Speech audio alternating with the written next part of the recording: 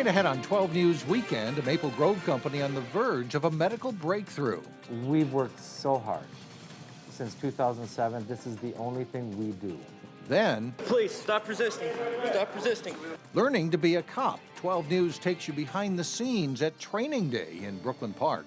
But first, what could serve as a model for tackling teen homelessness? This is not an inexpensive kind of program to run. 12 News Weekend starts right now. Hello, everyone, and thanks for joining us on 12 News Weekend. I'm Mike Johnson. It is a growing problem in the suburbs, and there's not really a place to turn, but that could change. Brooklyn Park is looking at ways to help homeless youth.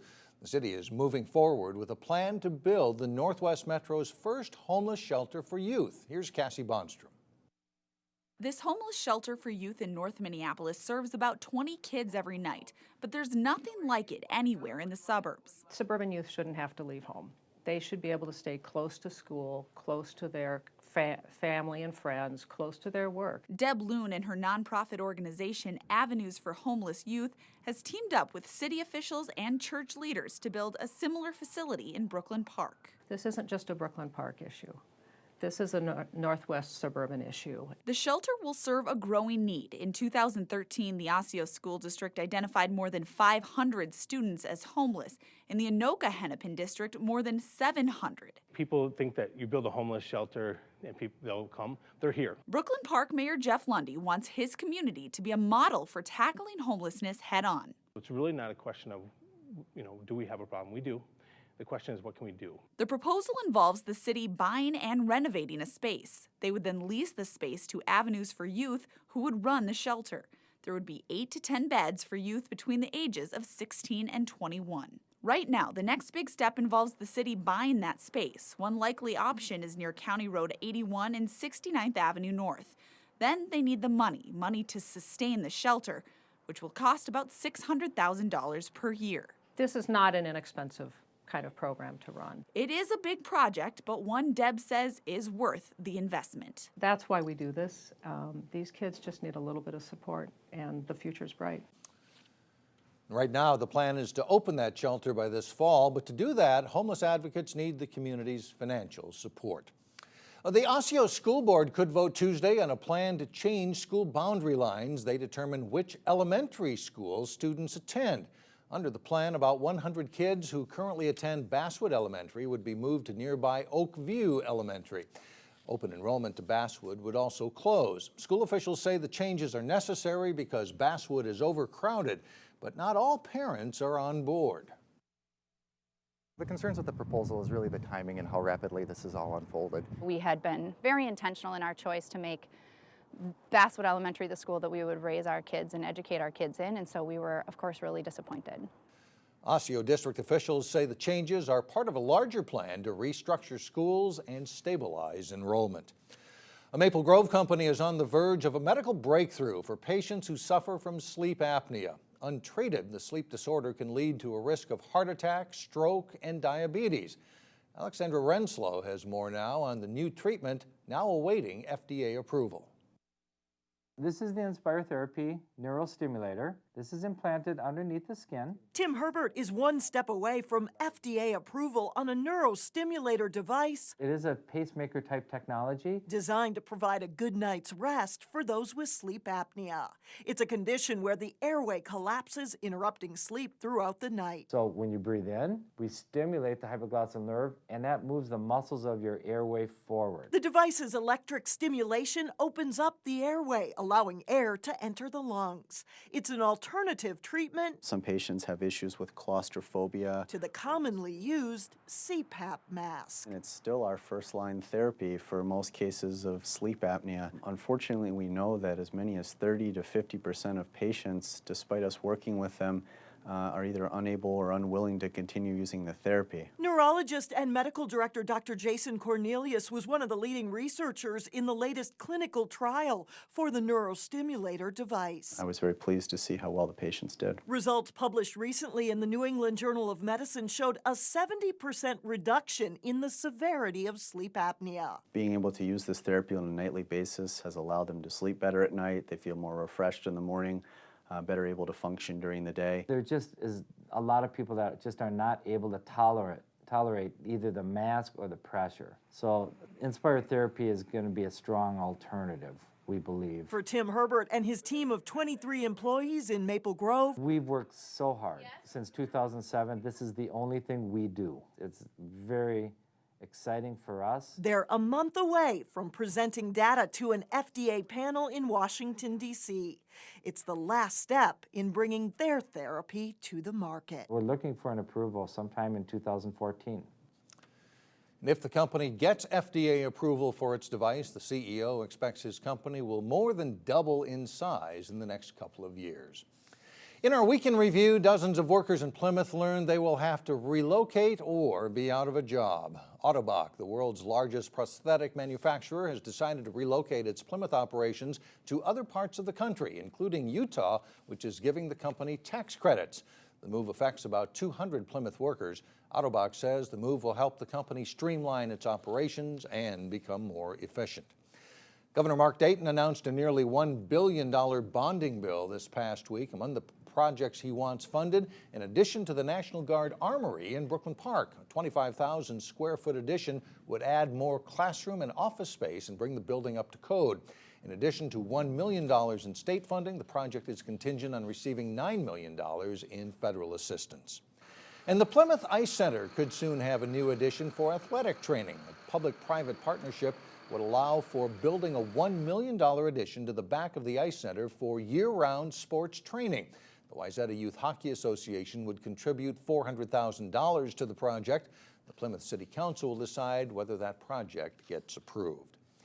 Coming up on 12 News Weekend, Training Day in Brooklyn Park. We'll take you behind the scenes at training to become a cop. Then later in sports, hear from the new all-time leading scorer in Osseo boys basketball history.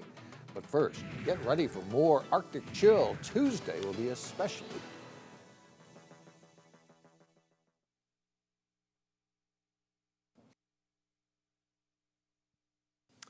You will soon see new police officers patrolling the streets of Brooklyn Park. 8 recruits come from all walks of life and are currently undergoing an intense training program. And 12 News reporter Cassie Bonstrom shows us how they're preparing for the job. Normally their aggression is probably whoever they're fighting with. Inside this training room, 8 men are practicing some new moves. On your side, those on your side. It's Defensive Tactics Week. You want to come, please, right here. 10 hours a day of learning how to restrain, Please stop resisting. subdue, Right down to a knee.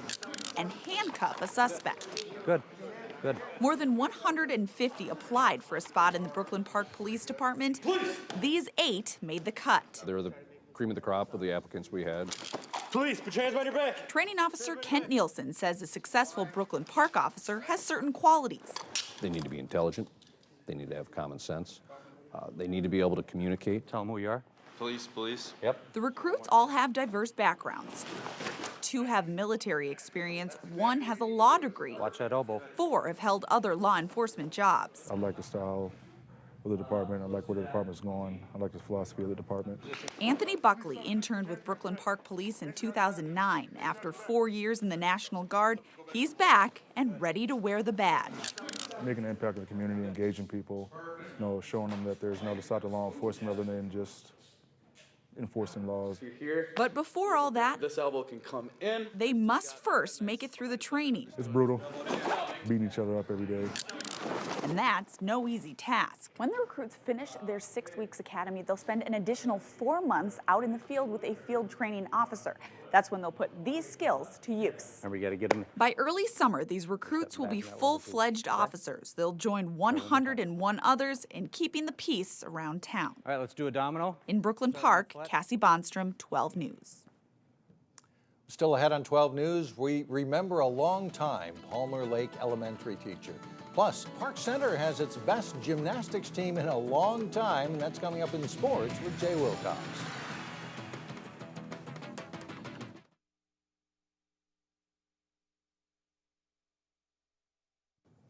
He's got a lot of accomplishments, but now a new basketball milestone. Yes, and it was at a school that had a lot of history to it, too, so that makes it even more exciting.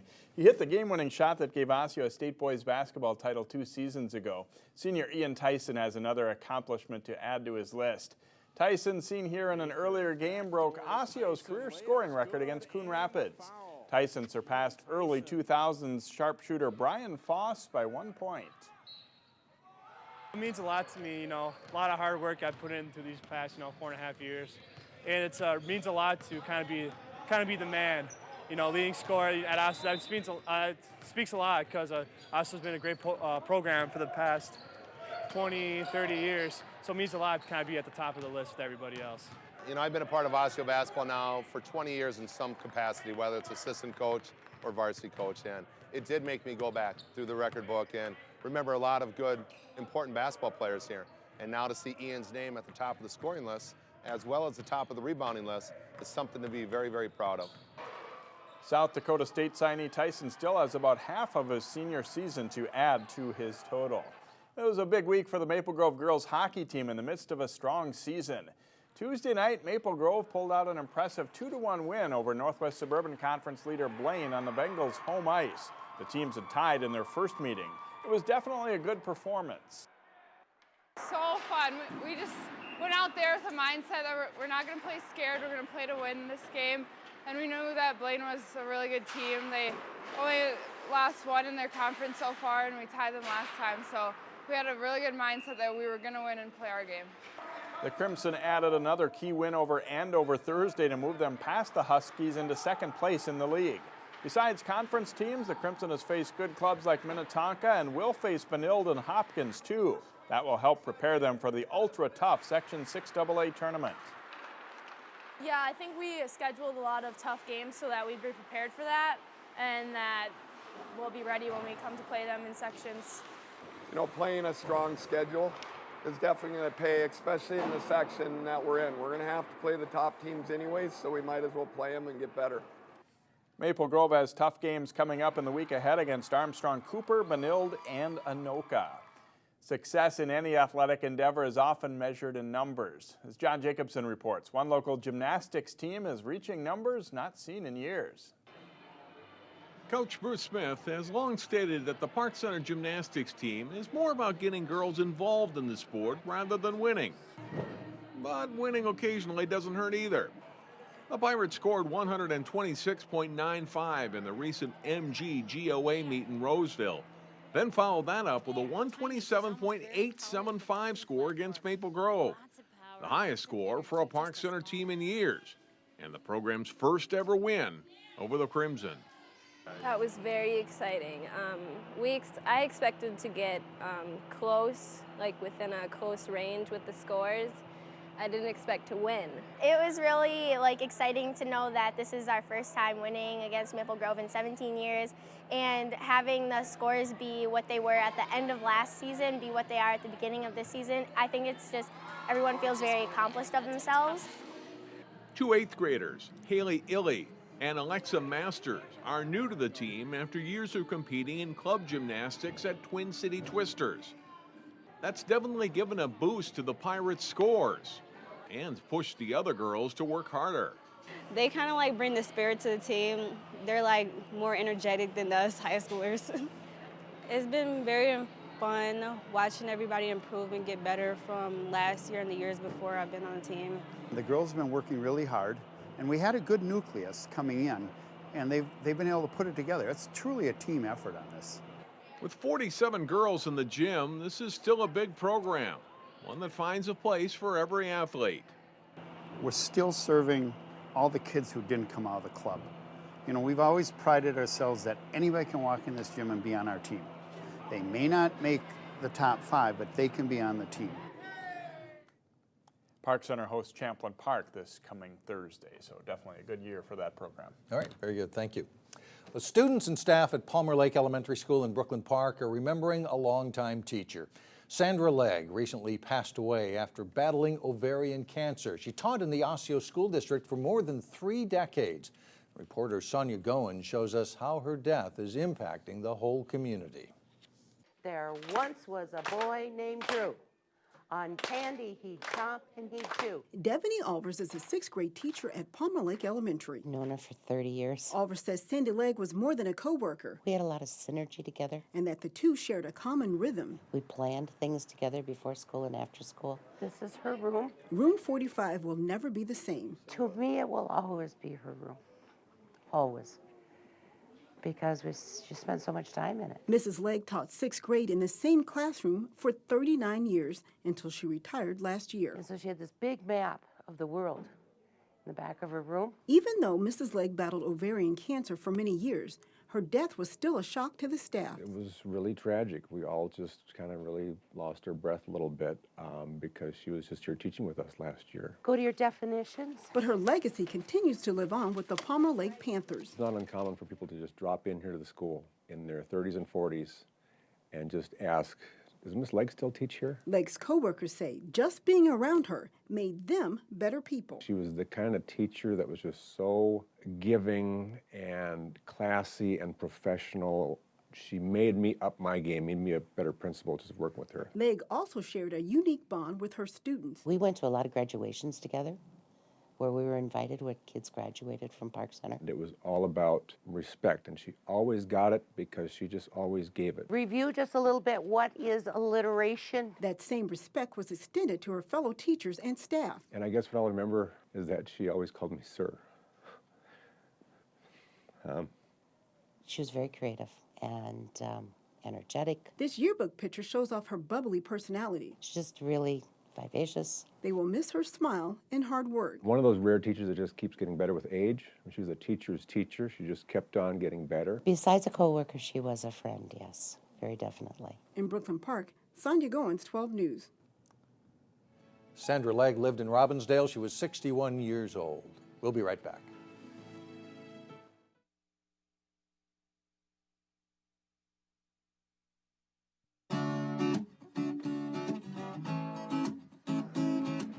A new indoor shooting range recently opened in Rogers. Target Sports Minnesota is the 3rd shooting range now open to the public in the Northwest Metro.